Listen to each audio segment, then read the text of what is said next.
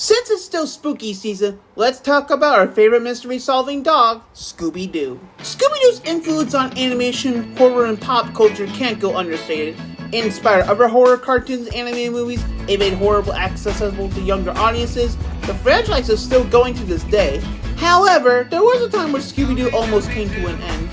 You see, in the late 80s and early 90s, Scooby-Doo was losing its touch with audiences. Although the TV shows aired in syndication, people were taking the horror aspects of the franchise seriously, mainly because it's the same story all over again. Monster of the Week, they get revealed, and so on and so forth. A pop named Scooby-Doo was just a show again, but them as kids. And those 4 earlier films didn't do anyone favors. Scooby-Doo went on a long hiatus as the people behind it worried that no one liked the series anymore. That was until one man came in and changed the franchise forever, and that man was Jim Stenstrum. You may be wondering, who the hell is that? Well, Jim Stenstrum was an animator for Hanna Barbera, known for his work on several of their shows, including Scooby-Doo. And he's the sole reason why the franchise is still here to this day. He brought something different to the table with the franchise, and he showed the audience as well as the characters that they're not dealing with their average monster. So then, he made his directorial debut with Scooby-Doo on Zombie Island. When people saw this, people thought, as cool as zombies are, they're probably going to be people in disguise. And then... maybe it's real! Holy shit! They're not dealing with disguises anymore. They're dealing with zombies. Actual freaking zombies! And cat girls too! This changed the franchise not only for the creepy imagery and gothic animation, but the way we view Scooby-Doo as a whole. It showed that the monsters didn't have to be people in disguises. They could be real and life-threatening. Something the characters never went through in any of the franchise.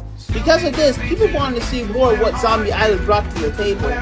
Then, we got Stenstrum's second movie, The Witch's Ghost, a fan favorite in the Scooby-Doo community. Wanna know why? Hit it, sisters!